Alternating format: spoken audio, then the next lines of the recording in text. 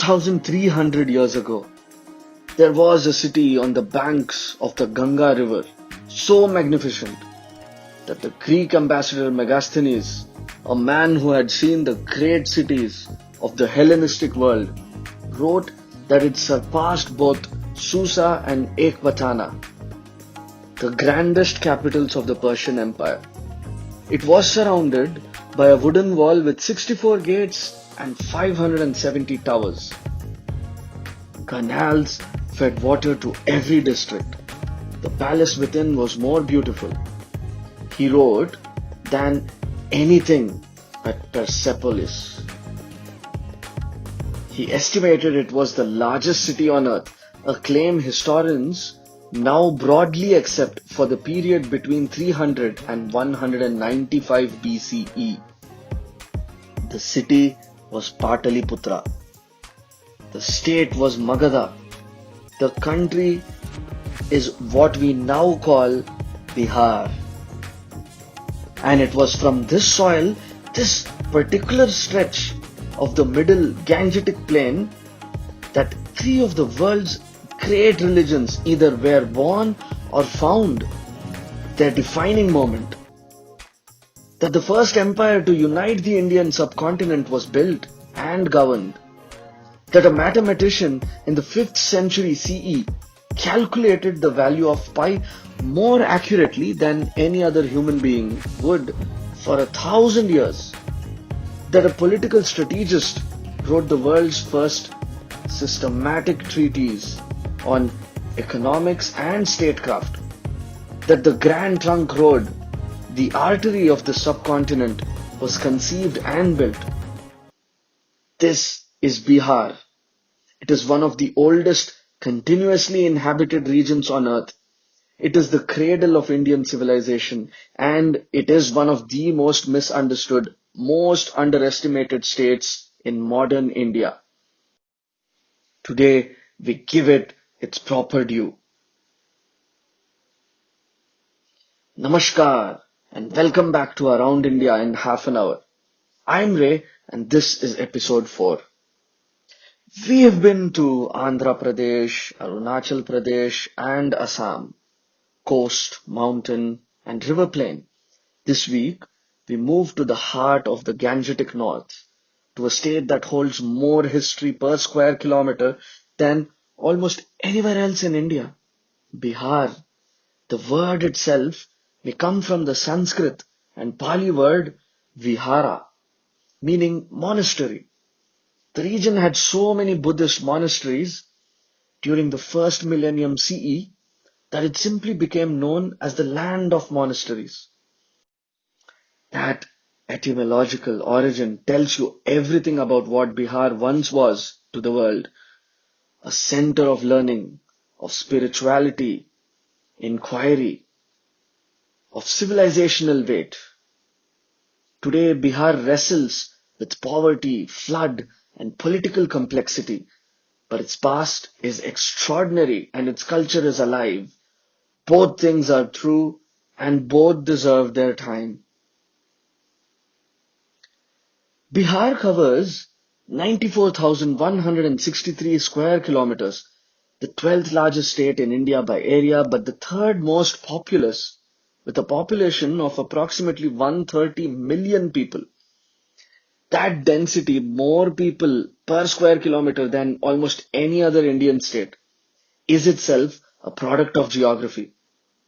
Bihar is a river plain of extraordinary fertility, and fertile plains attract and sustain dense human settlement. The state divides into 3 broad physiographic zones. The northern plains, the dominant zone, covering nearly half the state, are formed entirely from alluvial deposits laid down over millennia by rivers descending from the Himalayas and Nepal. The Gandak, the Koshi, the Bagmati, and the Mahananda, all fed by Himalayan snowmelt and Nepalese monsoon, flow south into Bihar and join the Ganges. These northern rivers are the source of Bihar's extraordinary agricultural fertility and also of its most persistent curse, devastating annual floods. The Koshi in particular, called the sorrow of Bihar, has a history of course changes so dramatic and so destructive that entire towns have been displaced across centuries. In 2008, the Koshi breached its embankment and shifted its course by 120 kilometers overnight, displacing over 3 million people. The river that gives life also takes it back, and Bihar lives with that tension every monsoon season.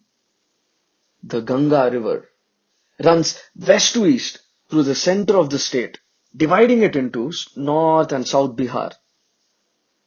The Ganga here is wide, unhurried, sacred, and in the morning light, a shade of silver grey that is unlike anything else. Patna sits on its southern bank.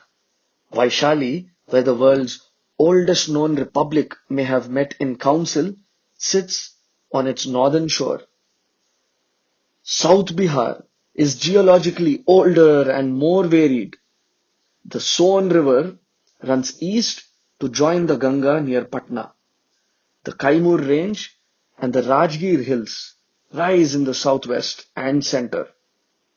These are not dramatic mountains. They are old, worn, forested hills, but they shelter some of the most historically significant landscapes in India. The Rajgir Hills contain hot springs used since antiquity, and it was in their valleys that the Buddha and Mahavira both taught. The Barabar caves, carved into granite hillsides in the Jehanabad district during the Mauryan era, are the oldest surviving rock-cut caves in India, given by Ashoka to the Ajivika in the 3rd century BCE. Their polished interiors still gleaming as if finished just yesterday. In the far northwest, in the West Champaran district, the land rises briefly into the Shivalik foothills, the only truly hilly terrain in Bihar, containing the Valmiki National Park, a tiger reserve named after the sage Valmiki, who is said to have written the Ramayana in these forests. Bihar shares borders with Uttar Pradesh to the west, Jharkhand to the south, West Bengal to the east, and Nepal to the north. The Gandak River marks part of the western boundary with UP. The Ganga marks the boundary with West Bengal at points. The bifurcation of Bihar in November 2000, when the mineral-rich southern plateau was carved out to form the new state of Jharkhand, was one of the most significant events in modern Bihari history. Bihar lost nearly a third of its geographical area and the majority of its mineral and forest wealth in a single administrative stroke.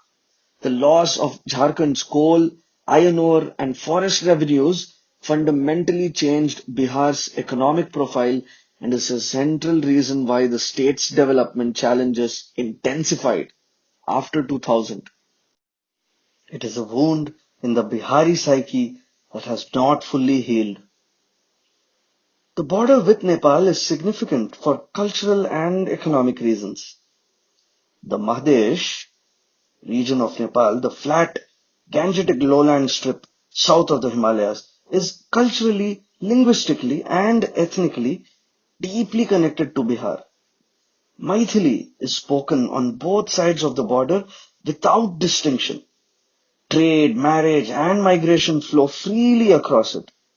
Many Bihari communities and Nepali Madheshi communities are, for all practical purposes, the same people, divided by a political boundary drawn by treaties with the British. Bihar's history is not merely Indian history, it is world history. The events that unfolded in this river plain shaped the religious, philosophical, and political landscape of an entire hemisphere. It begins with Magadha, the ancient kingdom that rose to dominance in the 6th and 5th centuries BCE. Magad was one of the 16 great kingdoms, the Mahajanapadas of ancient India. But it was different from the others in crucial ways. It had iron tools and weapons, rice agriculture of extraordinary productivity, control of trade routes along the Ganga, and a succession of rulers willing to use all of these advantages ruthlessly. The Shishunaga, Nanda, and then Maurya dynasties built Magadha into the dominant power of the subcontinent. Before and alongside this political story, two of the world's great spiritual traditions took root in Bihar's soil. The Buddha, Siddhartha Gautama, was born in Lumbini in modern Nepal, but his enlightenment, his teaching, and the founding of the Buddhist Sangha all happened in what is now Bihar. He attained enlightenment at Bodh Gaya, a seat under the Bodhi tree, a moment that changed the spiritual trajectory of Asia. He gave his first sermon at Sarnath near Varanasi, just across the border in UP, but returned repeatedly to Bihar's soil. He spent years in Rajgir, in the hills south of Patna, where he taught, debated, and built the earliest Buddhist community. He died at Kushinagar across in UP, but the heart of early Buddhism beat in Bihar. Mahavira, the 24th Tirthankara of Jainism, was born in Vaishali, in what is now the Vaishali district of Bihar, around 599 BCE. He spent decades in spiritual practice across the same landscape the Buddha traversed. They were contemporaries, roughly, and both were responding to the same spiritual crisis of the Vedic world. Mahavira's teaching of absolute ahimsa, non-violence, so radical that it extended to insects and the smallest living beings, became the foundation of Jainism and profoundly influenced later Indian thought, including Gandhi. Vaishali itself deserves a moment. It is believed to be the site of one of the world's earliest republican polities, the Licchavi, which governed by elected council, not hereditary kingship, as early as the 6th century BCE. This was more than a century before the Athenian experiment in democracy.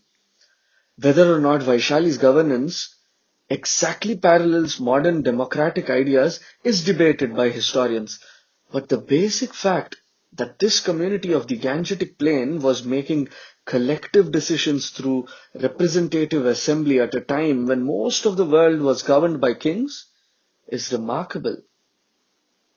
Now, the Mauryan Empire.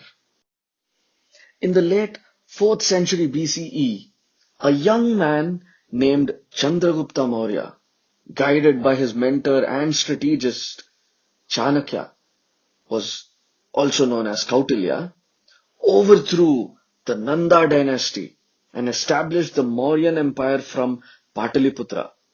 Within 2 generations, this empire stretched from the Hindu Kush in the west to Bengal in the east, from the Himalayas to the Deccan, the first empire to unite the subcontinent under a single administration, Chanakya's Arthashastra. The text he wrote, codifying the principles of statecraft, economics, military strategy, and governance, is one of the most sophisticated works of political philosophy in the ancient world. Nehru called him the Indian Machiavelli. Political science students still read it. Chandragupta's grandson, Ashoka, took the Mauryan Empire to its absolute zenith. His early reign was that of a military conqueror, the Kalinga War of 261 BCE, in which his forces killed over 100,000 people and displaced hundreds of thousands of more, was one of the bloodiest campaigns in ancient Indian history. And then something happened that almost never happens to a victorious conqueror. Ashoka was overcome by remorse. He looked at the devastation he had caused and was transformed. He embraced Buddhism, renounced further conquest, and devoted the remaining decades of his reign to governance by Dhamma. He built hospitals for humans and animals. He planted trees and dug wells along roads. He sent Buddhist missionaries to Sri Lanka, to Southeast Asia, to Central Asia, to Syria and Egypt. He carved his edicts, his thoughts on justice, compassion, and good governance into rocks and pillars across the empire. And they still stand. The Ashoka Chakra at the center of India's national flag is his wheel, the wheel of law, the wheel of dharma. The lion capital from his pillar at Sarnath is India's national emblem. Ashoka's moral and cultural influence on India is so deep and so pervasive that it is simply inseparable from what India is. The Mauryan Empire declined after Ashoka, fragmenting into smaller kingdoms. What followed over the subsequent centuries were the Shunga, Kanva, and then Gupta dynasties.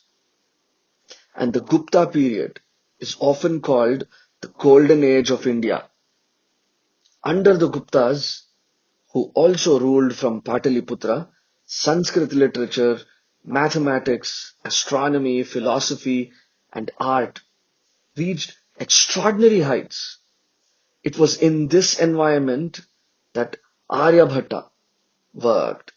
Aryabhata was born in Pataliputra in 476 CE. He was 23 years old when he completed the Aryabhatiya, a mathematical and astronomical treatise that placed him centuries ahead of his contemporaries. He correctly proposed that the earth rotates on its own axis, a heliocentric insight that would not reach Europe for another 1,000 years. He calculated the value of pi to 3.1416, more accurate than any previous calculation, and close enough that it astonishes mathematicians today. He correctly described lunar and solar eclipses as caused by the shadow of the earth and moon, at a time when most of the world attributed eclipses to demons swallowing the sun. He introduced the concept of zero as a mathematical placeholder. He calculated the length of a year as 365.358 days, off by only about 3 minutes. He was, by any measure, one of the greatest scientific minds of the ancient world. India's first satellite, launched in 1975, was named after him. Pataliputra is also where Nalanda flourished. Though the university campus itself was 90 kilometers to the southeast, near the town of Rajgir. Nalanda, established in 5th century CE and reaching its peak between the 7th and 11th centuries, was the greatest center of learning in the ancient world. At its height, it had over 10,000 students and 2,000 faculty members from across Asia, from China, Korea, Japan, Tibet, Indonesia, Persia, and Turkey. It had 9 stories of dormitories, 8 colleges, and a library so vast, 3 buildings, one of them 9 stories tall, that when it was burned by the invading forces of the Turkish general Bakhtiyar Khilji in 1193 CE, it reportedly burned for 3 months. Subjects taught included theology, philosophy, logic, grammar, medicine, mathematics, and astronomy. The Chinese monk Xuanzang, who visited in 7th century CE and left detailed accounts, described it as a place of such intellectual prestige that candidates were questioned at the gate by scholars, and most failed the entrance examination. He spent 5 years there. A second major university, Vikramshila, founded by the Pala king Dharmapala in the 8th century, stood near modern Bhagalpur, another great center of Mahayana Buddhist scholarship. The destruction of Nalanda in 1193 CE is one of the great cultural catastrophes of world history. The loss of the library alone, texts accumulated over 7 centuries, representing scholarship from across Asia, is incalculable.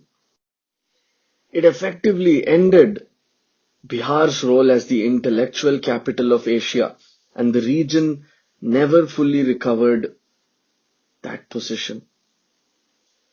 The medieval period brought Muslim sultanates, Mughal suzerainty, and the remarkable figure of Sher Shah Suri, born in Sasaram in the Rohtas district of Bihar. Sher Shah rose through military service in Bihar, defeated the Mughal Emperor Humayun, and between 1540 and 1545, a reign of only 5 years, introduced administrative reforms of such foresight that the Mughals, when they returned, essentially adopted them wholesale. He reorganized the revenue system, standardized weights and measures, introduced the rupee as a currency, the coin that remains India's monetary unit today, and most famously built the Sher Shah Suri Marg, the Grand Trunk Road, from Bengal to the Khyber Pass. That road, in its various modernized forms, still runs. His mausoleum in Sasaram, a sandstone structure rising from an artificial lake, a fusion of Afghan and Hindu architectural traditions, is one of the most beautiful and undervisited tombs in India. The British arrived in Bihar through the mechanism of the Battle of Buxar in 764, a decisive engagement on Bihari soil that, more than Plassey, established British supremacy over the entire Gangetic North. The East India Company received the Diwani, the right to collect revenues over Bengal, Bihar, and Orissa shortly after.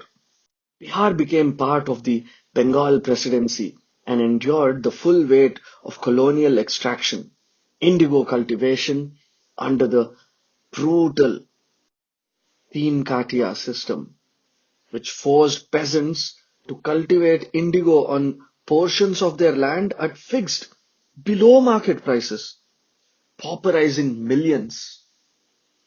It was in Bihar, specifically in Champaran, that Mohandas Gandhi first deployed the method that would define the Indian independence movement. In 1917, Gandhi came to Champaran at the request of indigo farmers, investigated the Teen system, organized peaceful civil resistance, and compelled the British to abolish the system.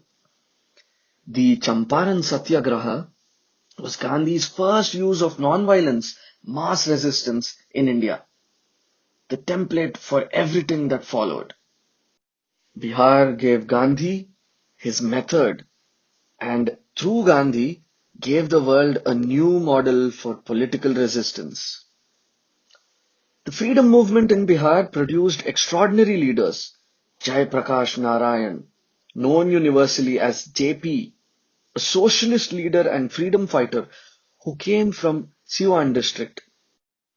JP's Total Revolution movement in 1974 to 75, a mass protest against the corruption and authoritarianism of Indira Gandhi's government, directly precipitated the emergency of 1975 to 77, one of the most significant constitutional crises in Indian history.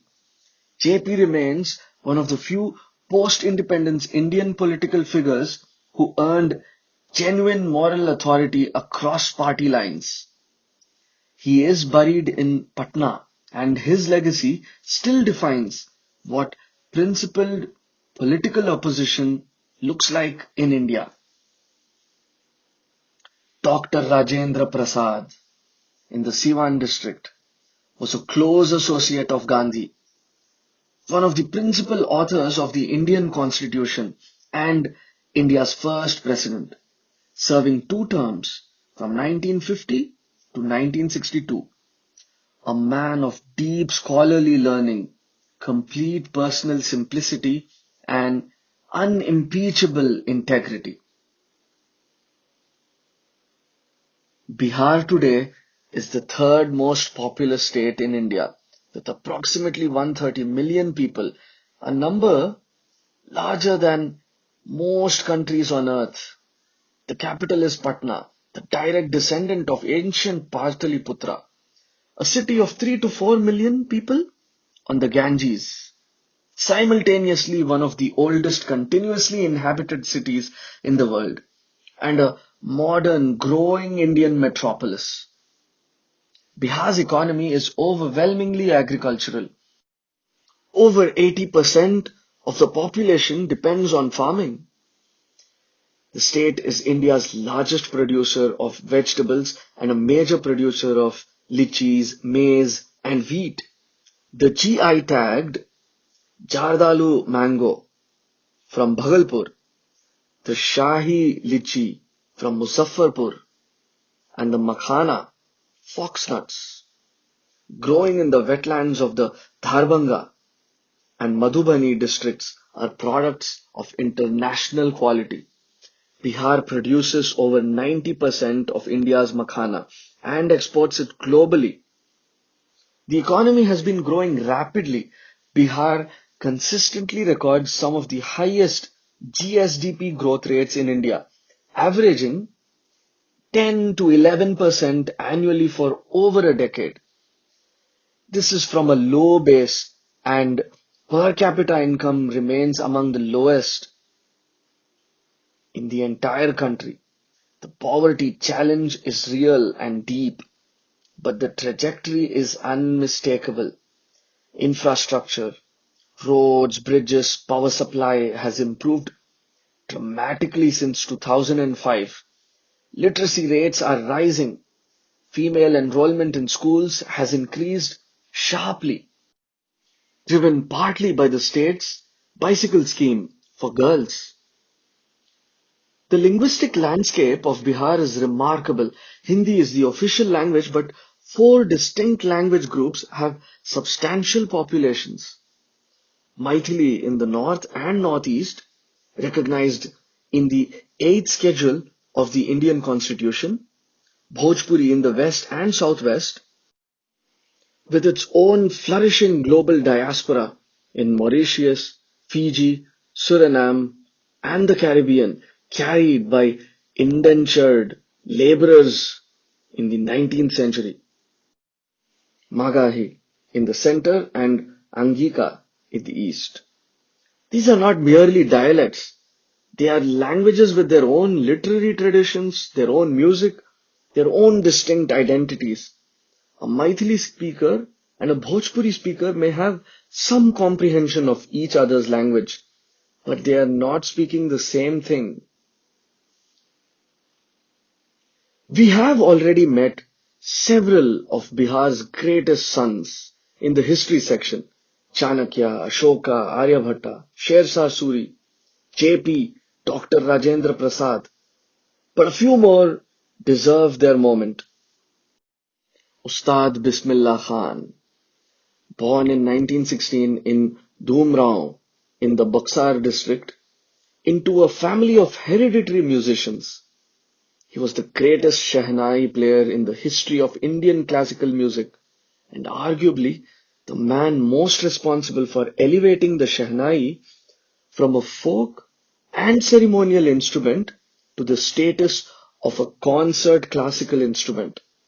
He played at India's first Independence Day ceremony on August 15, 1947 at the Red Fort. Prime Minister Nehru had specifically requested him. He continued to perform into his 80s, refused multiple invitations to emigrate to the United States and Pakistan, and died in Varanasi in 2006, where he had lived for most of his life. He was awarded the Bharat Ratna, India's highest civilian honor, in 2001. His Shehnai's sound is the sound of auspiciousness in India, the sound of weddings, the sound of the Ganga at dawn. Ramdhari Singh Dinkar, born 1908 in Simaria, Begusarai district, he is the greatest Hindi poet of the 20th century and one of the founding voices of modern Hindi literature. His epic poem, Rashmirathi, a retelling of the Mahabharata from the perspective of Karna, the tragic warrior, is one of the most celebrated long poems in Hindi. His collection, Urvashi, won the Sahitya Academy Award and later the Jnanpith Award, the highest literary honor in India. He was a poet of fire. His verse rang with nationalism, with resistance, with the pride of a culture that had been subjugated and was reclaiming its voice. Nehru called him a poet of rebel spirit.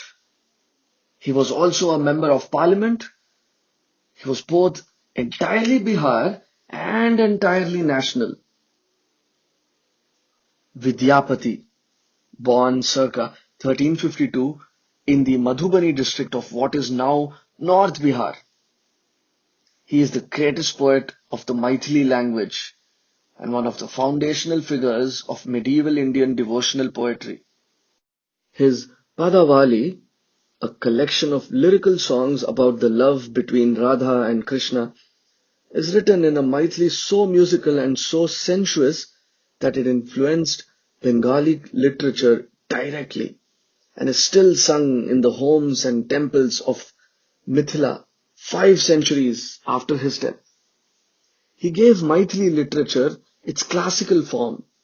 He is to Maithili what Chaucer is to English. The poet who made the language sing and proved it could carry the full weight of human feeling. Anand Kumar, born 1973 in Patna, a mathematician who, in 2002, began teaching underprivileged students across Bihar to compete for the IIT JEE entrance examination, one of the world's most competitive engineering entrance tests. His program, called Super 30, selects 30 students from economically disadvantaged backgrounds every year, provides them free coaching and accommodation, and has produced extraordinary results. Over 400 out of the 450 plus students coached between 2003 and 2017 cleared the IIT JEE. The program has been featured in international media and was adapted into a Bollywood film in 2019. Anand Kumar is not a famous scientist or a political icon. He is a man who decided that intelligence should not be defeated by poverty and acted on the decision for over 2 decades. Pankaj Tripathi, born 1976 in Belsand, Gopalganj district, the son of a farmer. He studied at the National School of Drama and spent years doing small roles before a series of scene-stealing performances, most notably as the crime lord Kaleen Bhaiya in the web series Mirzapur, made him one of the most celebrated actors in Indian cinema and digital entertainment. In almost every role he plays, Tripathi brings with him something unmistakably Bihari, a quality of unhurried depth, of humor coiled beneath gravity, of a man who has seen the complexity of the world and is not surprised by it. He is one of the finest actors in India today. Bihari cuisine is honest, filling food, built for people who work hard, eat simply, and want flavor without fuss. It is predominantly vegetarian, shaped by Buddhist and Hindu traditions of non-violence, and it makes extraordinary use of sattu, roasted gram flour, which is arguably Bihar's most distinctive culinary contribution to Indian food. Litti choka, the dish that defines Bihar to the world, and rightly so. Litti is a ball of whole wheat dough stuffed with a filling of roasted gram flour, sattu, spiced with mustard, oil, garlic, ginger, ajwain, seeds, and raw mango or lime. The stuffed ball is then cooked over a cow dung or wood fire, or in a tandoor, until the outside chars slightly and the inside steams through. Choga is the accompaniment. Roasted and mashed vegetables, typically brinjal and tomato, with a generous pour of mustard oil, raw onion, and green chili. The combination of smoky, slightly chewy litti dipped in the sharp, tangy choka is deeply satisfying. It was peasant food. Sher Shah Suri's army reportedly marched on it, and it remains the most democratic dish in Bihar. Sold on roadside stalls for a few rupees, eaten at home on winter evenings, served at celebrations. When Biharis in Delhi or Mumbai are homesick, litti choka is what they make. Sattu paratha and sattu sharbat. Sattu is so versatile it appears in both a hearty breakfast and a cooling summer drink.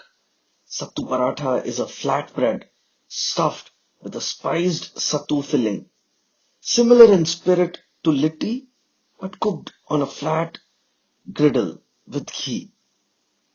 Sattu sharbat is sattu mixed into cold water with lemon, salt, and sometimes roasted cumin. A cooling, high protein drink that rural Biharis have been consuming through summer for centuries, and that urban health conscious Indians have recently rediscovered. Thekua, a crisp, golden sweet biscuit made from whole wheat flour, jaggery, coconut, and ghee, shaped by pressing through a carved mold and deep fried. Thekua is the sacred offering of Chhat Puja, prepared in enormous quantities by every household in the days before the festival, piled into bamboo baskets and carried to the river bank. It is crunchy, fragrant, with cardamom and fennel, and not too sweet. It can last for weeks without refrigeration, which made it practical for long journeys and for distribution as prasad after the festival. Dal pitha, rice flour dumplings stuffed with spiced chana dal, steamed or sometimes fried. The outer shell is soft and slightly translucent, the filling savory and warming. They are eaten at breakfast or as a snack, usually with a smear of ghee. Khaja, a flaky multi-layered fried pastry made from refined flour and sugar syrup, associated particularly with Silao in the Nalanda district, which has a GI tag for its version. Light, crisp, slightly sweet, and impossible to eat without showering yourself in crumbs.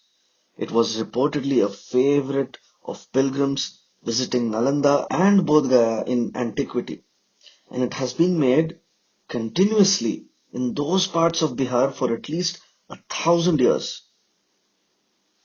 Tilkut, a sweet made from sesame seeds and jaggery or sugar, pounded and pressed into flat discs or cylinders. Gaya's Tilkut is GI tagged and considered the finest in India.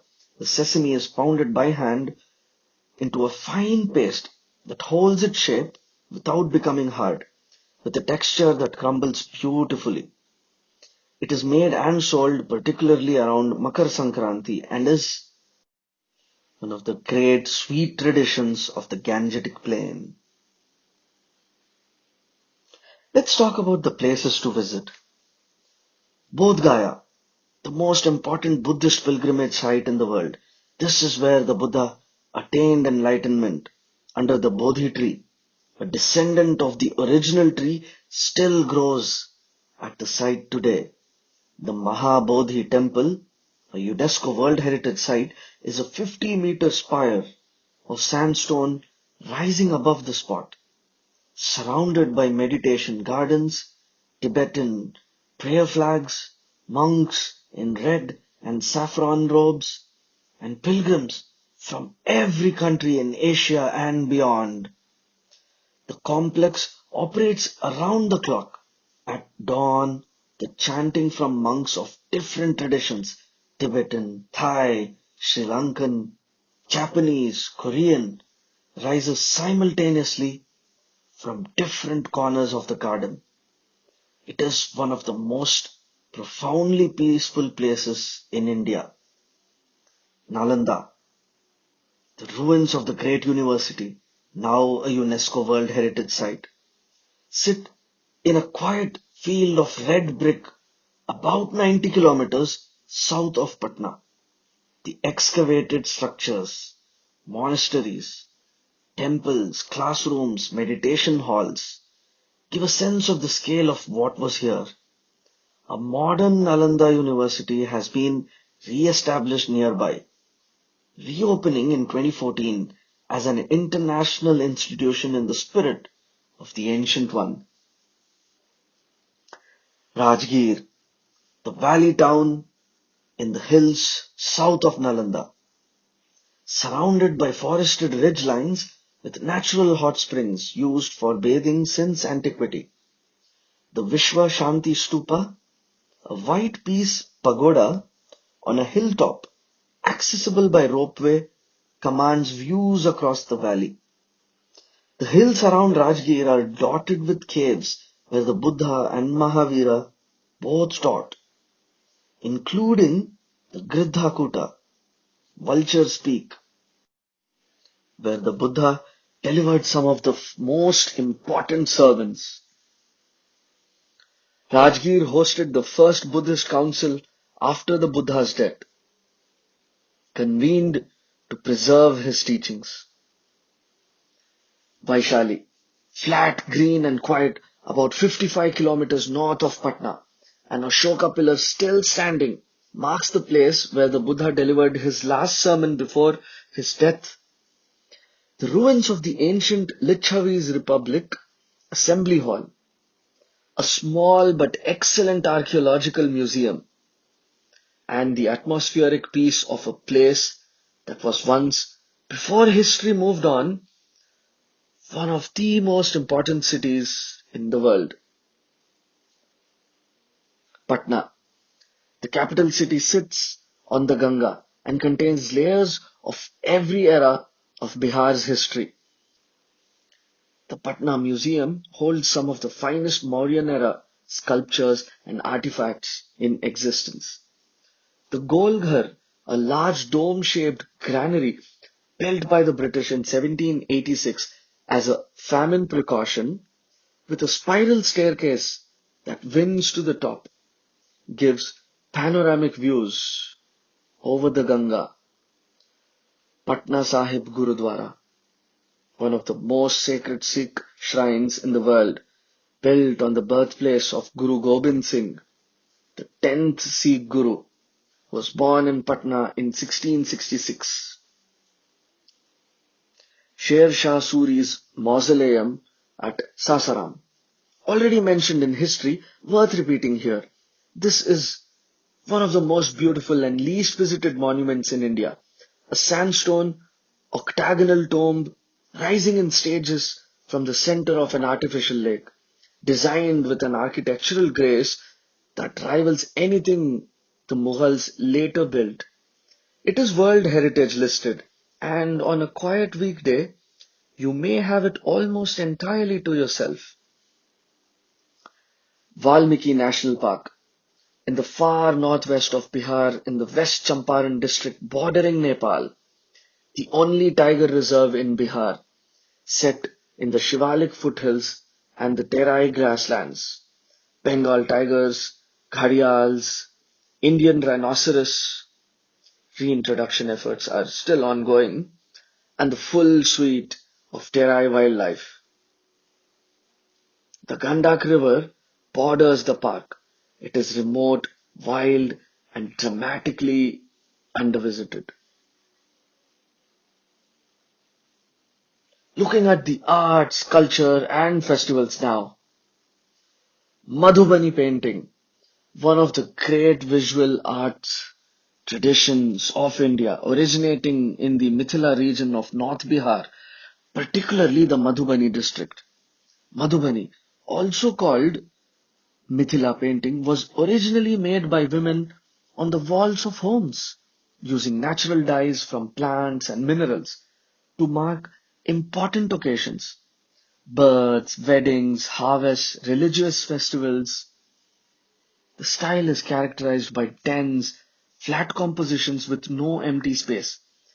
Every inch of the canvas is filled with geometric patterns, stylized figures, and symbolic imagery drawn from Hindu mythology, nature, and daily life. Distinctive motifs include the fish, symbol of fertility and good luck, the lotus, the bamboo, and the figures of Radha Krishna and Ram Sita. In the 1960s, following a devastating drought, the government encouraged Madhubani artists to paint on paper for scale, bringing the tradition out of home walls and into the global art market.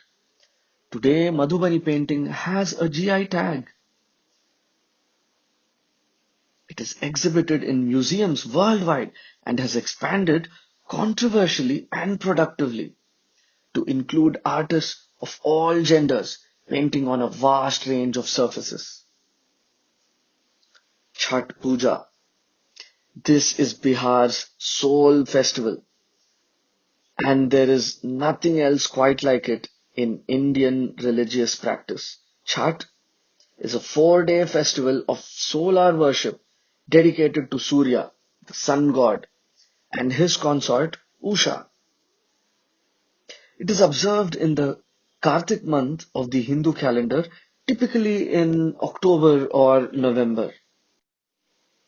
And its rituals are unlike the temple-centered, idol-focused form of most Hindu festivals. Chhat has no temple. It happens at rivers, at ponds, at any open body of water where the sky is visible. The central ritual is the Arghya, the offering of water and food to the sun at both sunset and sunrise, performed while standing waist deep in the water, holding bamboo baskets filled with tekwa, fruits, and sugarcane, facing the setting or rising of sun. The devotees observe a 36-hour nirjala, waterless fast, no food, no water, for a day and a half. The collective experience of Chhat Puja on the ghats of the Ganga in Patna or on any river or pond across Bihar is staggering. Millions of people in white and yellow clothes wading into the water as the sun sets, holding their offerings above the surface, singing the ancient Chhat songs that have been passed down without notation for generations. It is the most democratic festival in India. There is no priest, no intermediary between the devotee and the sun. The puja is performed by the devotee themselves, barefoot, in the water. It transcends caste, community, and class in a way that very few Indian religious observances do. Chhat has now spread far beyond Bihar. It is celebrated by Bihari diaspora communities in Mauritius, Fiji, Trinidad, the United States, and across Indian cities where Biharis have settled. It is perhaps Bihar's most powerful cultural export, and its UNESCO intangible heritage recognition is being pursued. Sonepur Mela, held at the confluence of the Gandak and the Ganga near Patna on the full moon day of the Kartik month, the same lunar month as Chhat. It is Asia's largest cattle fair, held continuously for over 2000 years, a tradition of buying, selling, and trading livestock that has already ancient traditions, even when the Mauryas ruled. Today, the fair spans over a month and draws over 1 million visitors. Elephants, horses, cattle, goats, birds, and agricultural implements are traded alongside handicrafts, folk performances, and food stalls. It is simultaneously a livestock fair, a cultural festival, and a living museum. Bhojpuri music and film. The Bhojpuri language has generated one of India's most commercially successful regional entertainment industries, with films, music videos, and live performance stars who are genuinely famous across the Hindi belt and among the global Bihari diaspora. Bhojpuri folk music, Nirgun, devotional songs, Chaita, spring songs, Kajri, monsoon songs, has a lyrical tradition of considerable beauty. The music of Bhikari Thakur, a barber by caste, who in the early 20th century wrote, directed, and performed folk plays, Nautanki, that tackled caste oppression, female infanticide, and social injustice with wit and compassion, is considered foundational to Bhojpuri literary culture. He is sometimes called the Shakespeare of Bhojpuri literature. Bihar is not associated in the national imagination with sporting excellence, and yet it has produced some quietly significant figures. Rajesh Kumar and several Bihar-born wrestlers and weightlifters have represented India at the national level. Deepak Kumar, the rifle shooter from Bihar, won a bronze at the 2018 Commonwealth Games. The state's cricket team has historically been competitive in the Ranji Trophy, and the Bihar-born diaspora, particularly in countries with large Bihari communities like Mauritius and Fiji, has produced cricketers, athletes, and sportspeople who carry that heritage with them. The more significant sporting story of Bihar is systemic. A state with immense athletic talent and limited infrastructure, where a child in Siwan or Dharbhanga with exceptional physical gifts has historically had very few pathways to formal sporting development. That is changing as sports academies and government schemes expand. But the gap between talent and opportunity remains one of Bihar's defining challenges. Bihar is one of the most stereotyped states in India. Within the country, it is often shorthand for backwardness, poverty, and political chaos, a perception shaped by the genuinely difficult years of the 1970s, 80s, and 90s, when the state was marked by caste violence, poor governance, and economic stagnation. that perception is outdated and it is also always incomplete. Bihar has been growing rapidly. Its social indicators are improving. Its cultural life has always been rich, and its historical depth is unmatched. And the stereotype ignores a basic fact that the people of Bihar, the Biharis of Champaran and Mithila and Magadha and Bhojpur, have been providing extraordinary human beings with extraordinary ideas for 2.5 millennia. The land that gave the world the Buddha, Mahavira, Ashoka, Chanakya, Aryabhata, and Chhat Puja cannot be reduced to its present difficulties. What Bihar wants mostly to be seen whole as a civilization with a past that shaped the world and a people who are working with determination and intelligence to reclaim a future worthy of that past.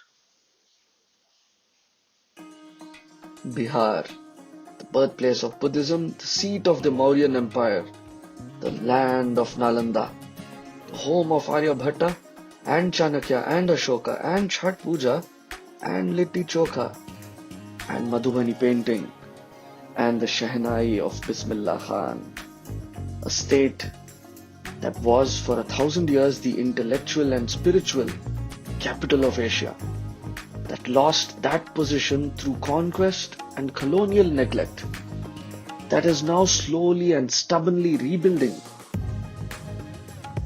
Next Tuesday, we travel to Chhattisgarh, the youngest state in our alphabetical journey so far, born only in 2000, carved out of the middle of India from the tribal heartland of central India, a state of extraordinary forests, of mineral wealth, of tribal cultures of great antiquity, and of an ongoing conflict between development, corporate interest, and the origins of the Adivasi people who have lived in these jungles for centuries. That's next Tuesday at 7 p.m. Please subscribe or follow wherever you're listening. Leave a rating if you can and share this with someone who loves to learn more about India. I'm Ray. We've been to Bihar, the cradle of civilization.